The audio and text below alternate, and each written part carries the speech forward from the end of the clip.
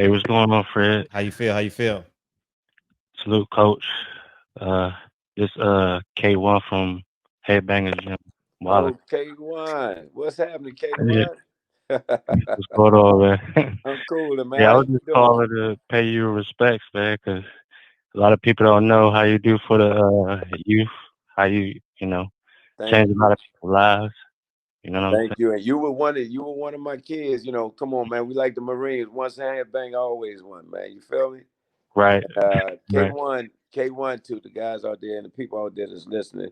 K1 was one of the kids that Boogie and I had Mm. years ago. In fact, when we first went to the site of Bald Eagle, where the new gym is now, we had an old gym, a small, real small gym. K1 was one of the kids that, in fact, my building, the cinder blocks in the wall, I Hmm. don't see the blocks, I see faces, and he got a face in it too. Oh, that's beautiful. That's beautiful. Yeah, thanks for that, Coach. Yeah, so yeah, I was just calling pretty much to give you your flowers while you're here. I ain't Hmm. I don't think I've talked to you probably since that. I think the in the DC Convention Center. I think it was Ty Burnett fight or something like that. Oh wow, Last time I yeah, seen you. Yeah, it was a while ago. yeah, man. Well, we Yeah. still there. We still got love for you, man. And in fact, I believe it was Boogie in recent times that brought your name up because you had a nice little group of fighters that you were in the gym with at that time, also. So hey, look, house always there, man. You're always welcome. Come see us when you can. Much love to you. Oh, thanks for that. Also, I only got like two questions. Yeah. Do you know about how they moving Patrick Harris? Because I see his fights here and there, but I don't really see him on TV so much. Pat is now 19-0. Mm. And for those of you that's listening, Patrick Harris is the son of Patrice Harris, Boogie Harris, Mm. and which is the nephew of Lamont Anthony Peterson. Beautiful. And Patrick was pretty much born in the gym, from an infant. His father was fighter. His cousin, which is Antonio Starchild Reese, and both his uncles. And Pat will be soon. Soon, Pat will get a shot. Of course, there was a couple of fights that he's supposed to have been in. One recently, I believe it was in November, and we had to get a flag taken off of him because his last fight, which was in the Barclays Center, he got cut, and so they had a suspension still on him. And then COVID hit, of course, and that it's a new world now. So definitely, he's scheduled to fight. I believe it's January the 16th, and there's another fight for him February 19th, all depending on how the 16th go. Okay. Thanks for that, Coach. Just wanted to give the young brother some shine on the show. Fred, thanks for All the time. taking my call. Easy. Um, peace to you, Coach. Okay, love you, man. Love you too, man. Peace. Yeah, we might as well talk about that right now. We got a few thousand people listening. What's headbangers? Headbangers is and we used to say we even had a rap song about it. It's not just a name, Uh-huh. lifestyle. You know what I mean? And it was a name, and I tell you how it started. It's funny how it started. True story. Hmm. Where Anthony was a baby. I think Anthony may have been about 10 years old, Hmm. and we used to change uniforms all the time. And um, I had a friend that was really really good with artwork, and we used to always holler the headbang, Mm. always. And because Anthony at an early age would stop kids, in the steel gloves and things of this nature.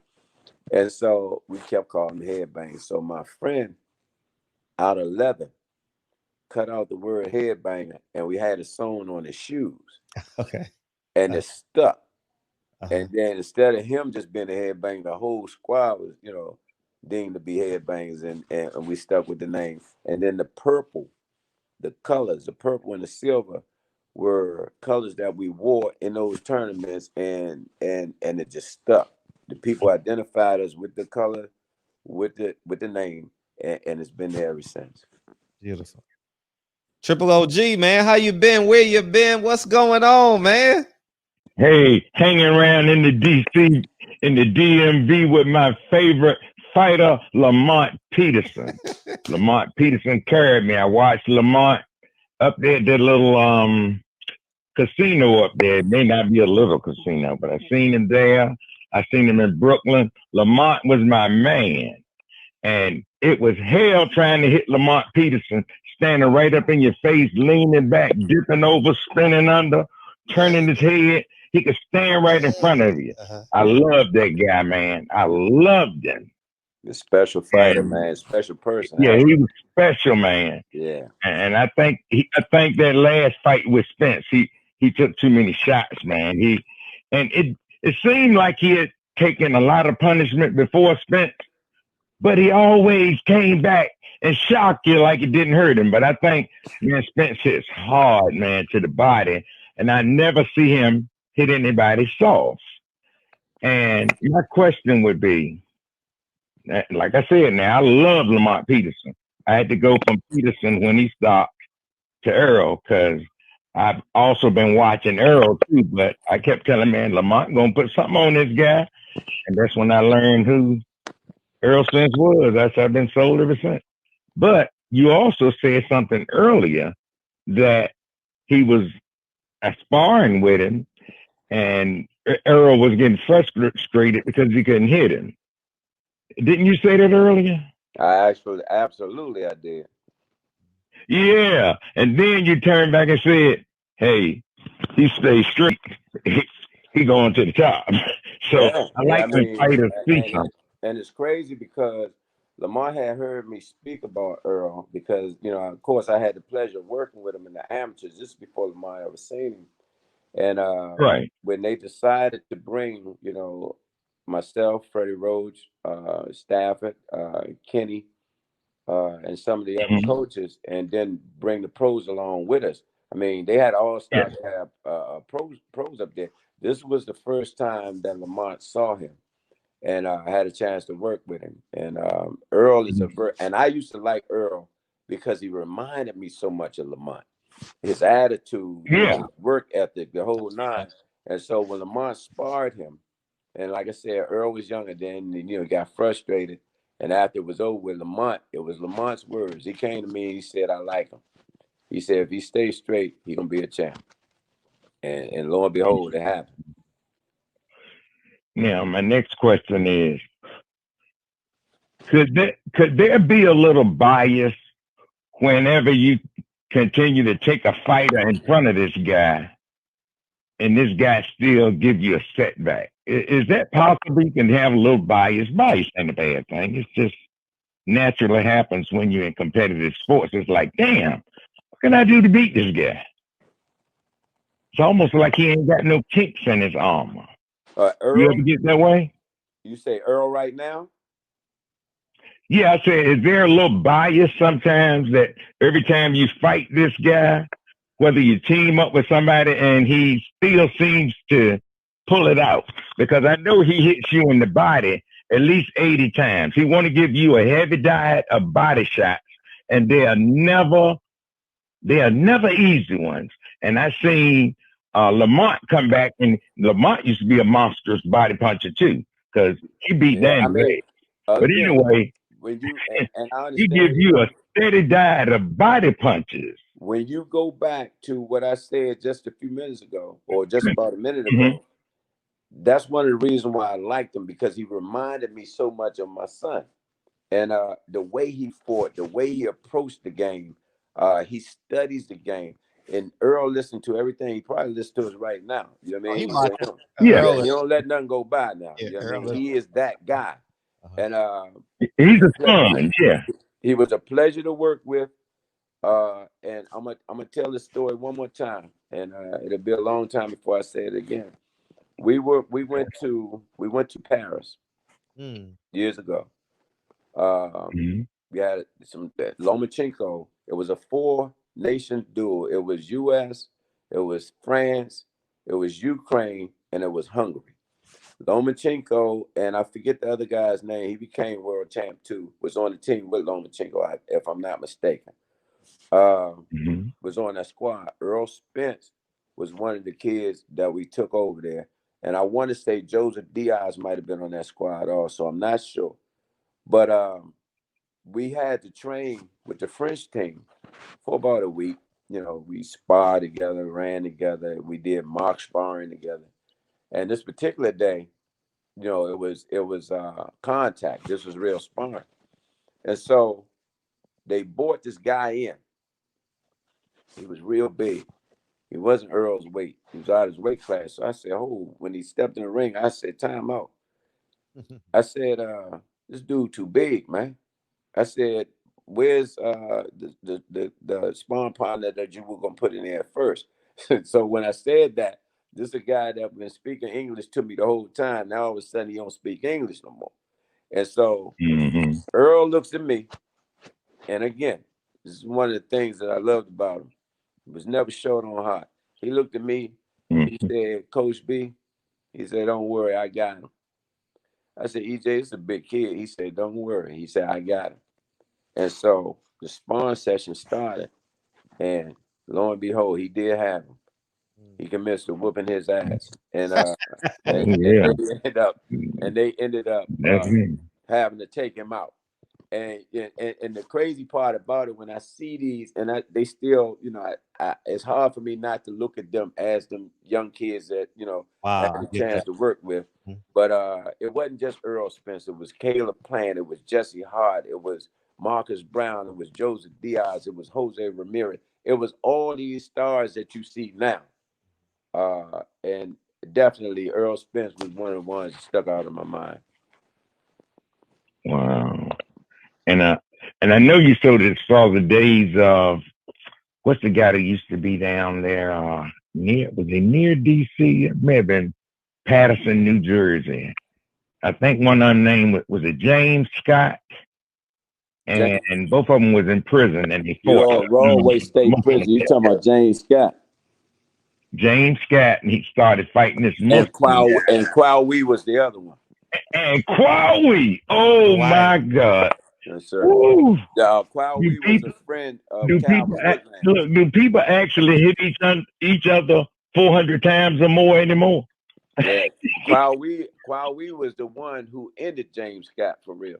He sure was. But those guys would be hitting each other 400 times. And I told somebody I'm old enough to remember Ali.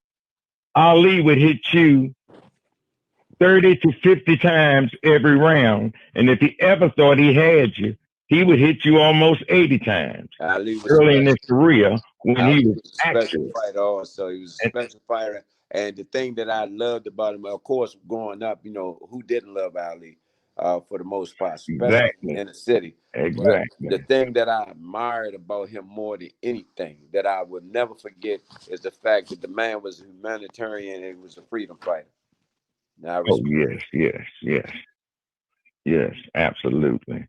And I think y'all doing a wonderful job with these young guys, man, because you know these younger guys today, they got a lot of egos. But I met Earl, the Charlo brothers, and you know I seen them on TV, and everybody talking, oh man, they got attitudes.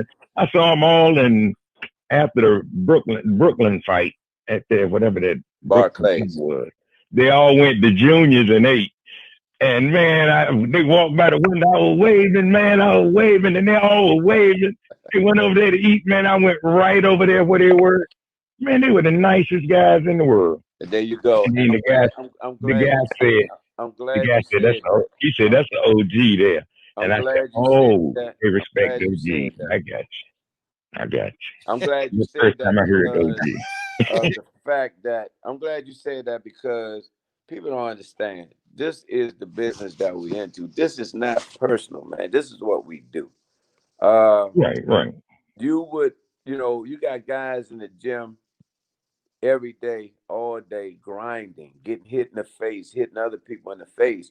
The last thing on the average, you may have a few exceptions to the rule, but the last thing that you want to do is get into some kind of confrontation when you leave the gym after all that hard work you just got finished putting in. So a lot of boxers, are just opposite of what a lot of people think of them. It's some of the nicest people you ever want to deal with. Super cool. They are. Yeah. So for a fact. And I mean, I saw Adrian Broner, Tank. I seen all these guys. I said, wait a minute, all of these guys fighting together.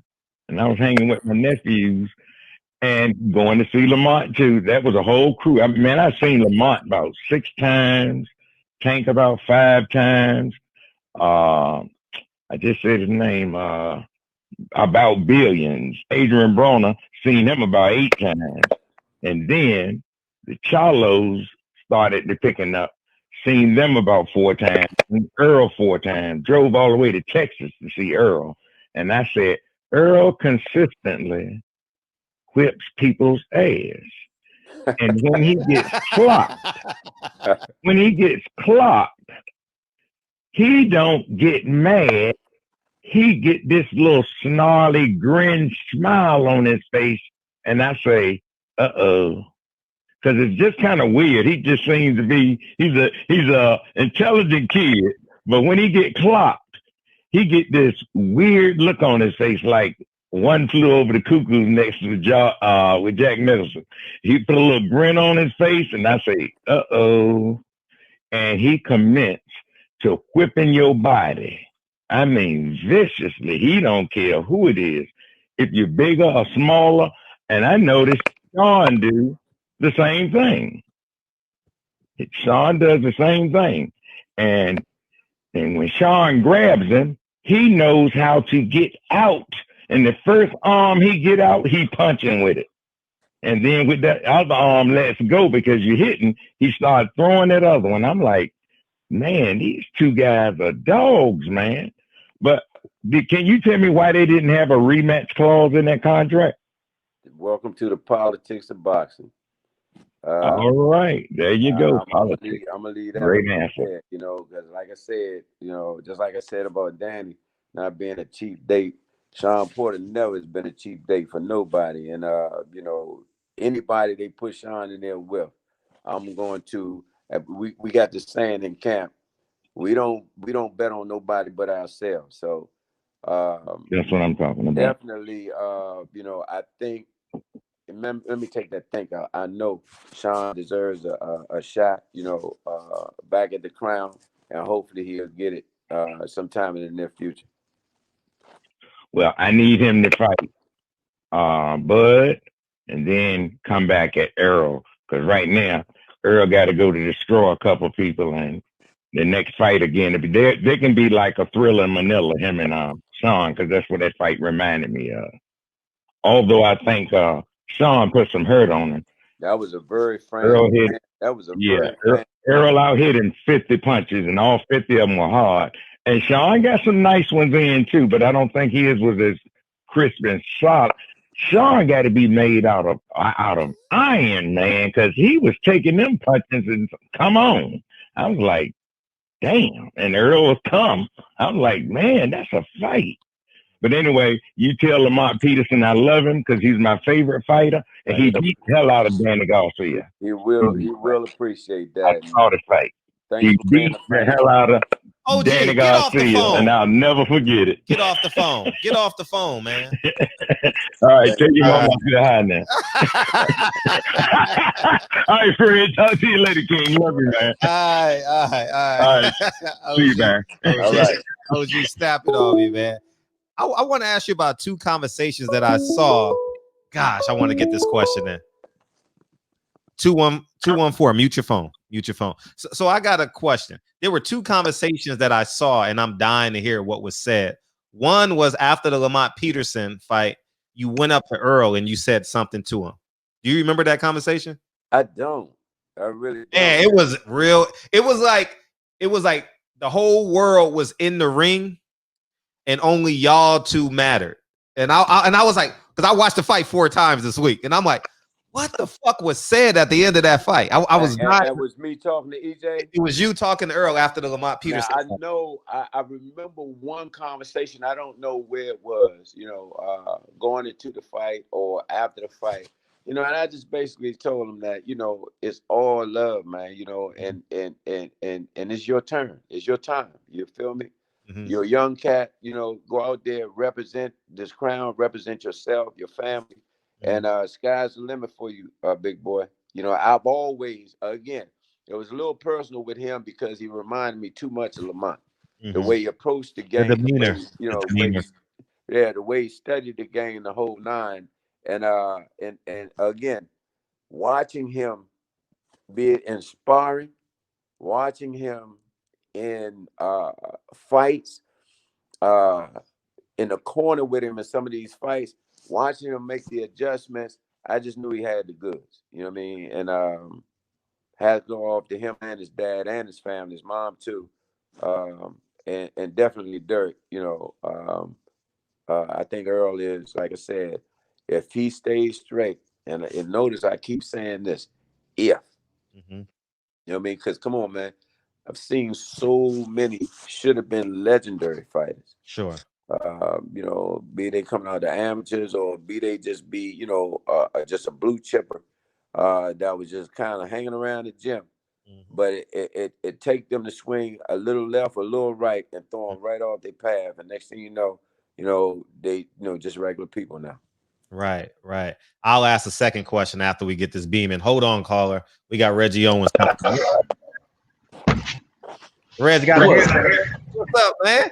What's up, man? What's happening, coach, man? Salute to the coach, man. Legendary teacher of the game, can man. you clear him up a little bit?